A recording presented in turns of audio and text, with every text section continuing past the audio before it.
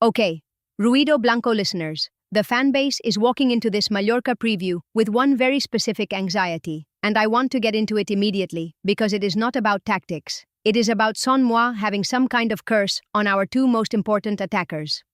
Madre mia, yes. Fans have been pulling up the numbers and they are not pretty.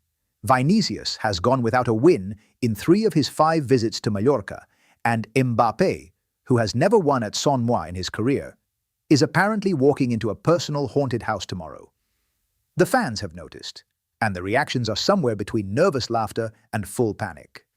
One fan put it perfectly. They said something like, Son Moix is the one place where Vini forgets he's Vini.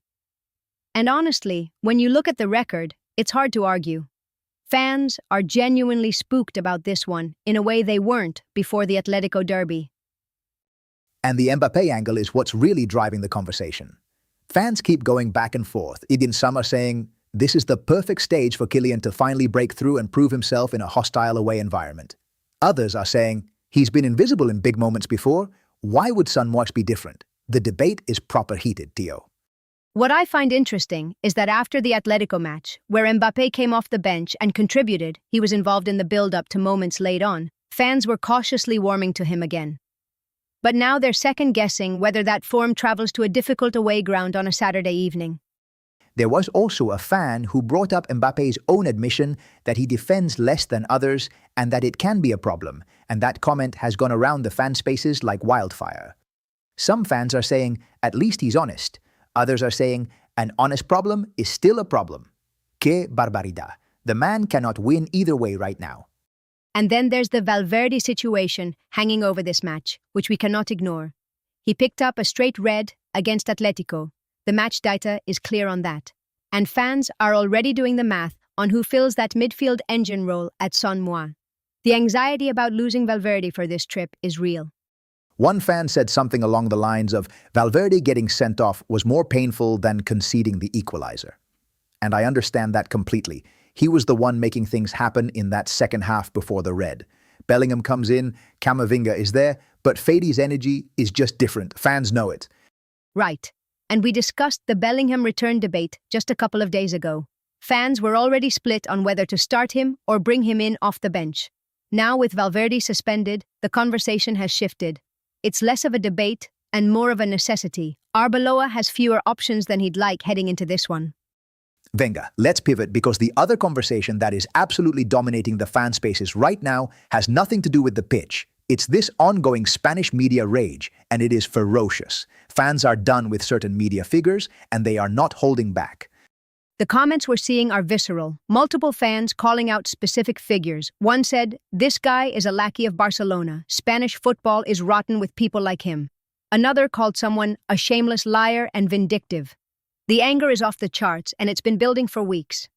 What's interesting is that it's not just general frustration anymore. Fans are connecting dots. They're saying the corruption isn't just on the pitch or in refereeing decisions, it's in the media narrative. One fan mentioned Espanyol losing 5 million due to what they called a corrupt source tied to the federation. The conspiracy thinking is deep, Maria.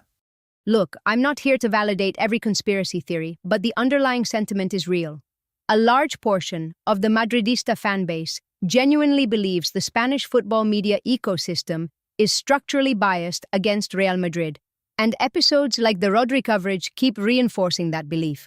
We talked about the Rodri Cruz comparison piece yesterday, and fans are still fuming about that. Exactly. And the phrase, más falso que un euro de madera, appearing in multiple comment sections, tells you everything about how fans view these media personalities right now. That level of contempt doesn't come from one incident. It builds up over years, and right now it is absolutely boiling over. One thing I'll say, and this is something fans are also picking up on, is that the best response to all of this noise is what happens on the pitch. Which brings us back to Mallorca tomorrow, and why this match matters more than just 3 points. Now, because we need some joy in this episode, can we please talk about the Bernabéu discourse? Because fans have found a very specific source of happiness, and it involves comparing stadium construction timelines. Tio, it is petty, and I am completely here for it. The take that's going around is essentially, the construction company building the new Camp Nou builds one stadium in the time it takes to build 4 Bernabéus. and fans are absolutely delighted by this comparison. The Bernabéu renovation is done, the tours are packed every day, and Barcelona can't get a roof up for another 8 to 10 months minimum. One fan put it brilliantly. They said, it really stings them to see the Bernabéu tour full every day, the roof finished, and Vini tearing it up. And that is exactly the energy right now. Fans aren't just proud of the stadium, they're using it as a cultural victory. Every day the Camp Nou sits half-finished is a day Madridistas feel a little better about life. And the fans are absolutely correct that this is not a bulo. The timeline on the Camp Nou roof is genuinely delayed, and it's being discussed openly even in Catalan media. So when Madridistas point to it, they're not making things up. The contrast is real, and it is delicious if you're wearing white. The Vinicius thread is also woven into this Bernabéu conversation in an interesting way. Fans are linking the racism Vini has suffered, the media's double standards around it, and the Bernabéu as a symbol of everything Madrid represents. One fan said racism is what Vinicius has suffered, and many others too, and the press stays silent. That pain is still very raw. We've covered the Vini racism discourse a lot this week, so I don't want to retread the same ground. But what I will say is that the fact it keeps coming up organically in comment sections tells you it hasn't been resolved.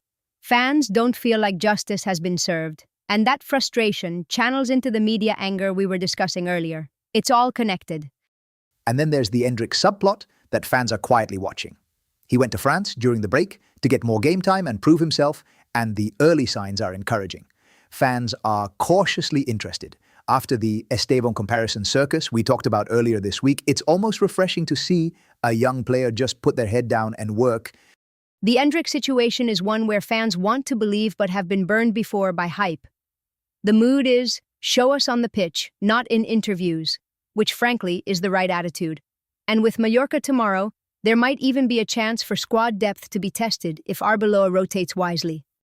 All right, before we wrap up, the Enzo Fernandez rumor is doing the rounds and fans are cautiously intrigued. One pundit called him the perfect signing for Real Madrid, and the reaction has been split between yes please and we've heard this kind of thing before, show me the contract. The trust in transfer talk is at an all-time low after recent windows. That tracks completely with the will sign nobody this summer pessimism we covered earlier this week. Fans want to believe in a big signing, but the cynicism is deeply baked in now. Enzo Fernandez is a quality player, but until there's something concrete, fans are keeping the celebrations on ice. Vamos! Tomorrow morning we'll be back with the full Mallorca preview before the match kicks off, going deep into the lineup questions, the Son Moix atmosphere, and whatever else the fan base throws at us overnight.